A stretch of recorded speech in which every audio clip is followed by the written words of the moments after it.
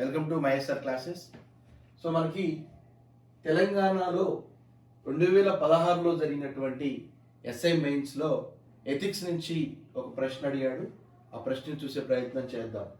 ప్రశ్న ఏమంటున్నాడు? కష్టంగా ఉన్నటువంటి పనులను పూర్తి చేయడానికి కావాల్సినటువంటి ప్రేరణను నీకు నువ్వు ఇచ్చుకోగలవా అని చెప్పేసి ప్రశ్న అడుగుతున్నాడు. ఎథిక్స్ టైప్లో అడిగేటువంటి ప్రశ్నలు ఇలానే ఉంటాయి. ప్రేరణ, మోటివేషన్ ఎలా ఉండాలి, నీకు మోటివేషన్ ఎలా ఉంటుందని నిన్ను టెస్ట్ చేయడం కోసం ఇచ్చేటువంటి ప్రశ్న ఇది. ఆప్షన్ చూడండి.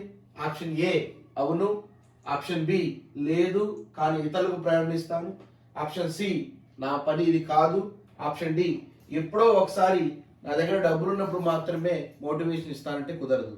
సో యాజ్ ఏ యాస్పిరెంట్గా నువ్వు ఎస్ఐకి ఉద్యోగం కొట్టాలి అనుకుంటే ఏం ఆలోచిస్తావు? నేను ఇవ్వను, ప్రేరణ అయితే ఇవ్వను, కానీ ఇతరులకి ప్రేరణ ఇస్తాను. నీకు నువ్వుగా సెల్ఫ్ మోటివేషన్ అనేది లేదు, వేరే వాళ్ళకి మోటివేషన్ ఇస్తా అంటే ఇది కుదరదు, ఎథిక్స్ కిందికి రాదు. నా పనిది కాదు అనుకోవడం కూడా ఎథిక్స్ కిందికి రాదు. ఇది ఎప్పుడో ఒకసారి నా దగ్గర డబ్బులు ఉన్నప్పుడు మాత్రమే, డబ్బులు ఉన్నప్పుడు కానీ అప్పుడప్పుడు మాత్రము చేస్తా అనేది ఎథిక్స్ కిందికి రాదు.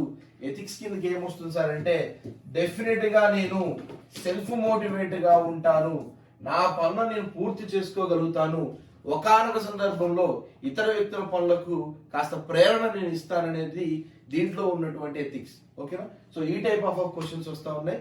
ఇంకా కావాల్సిన క్వశ్చన్స్ కోసము మన ఛానల్ని సబ్స్క్రైబ్ చేయండి. Thank you.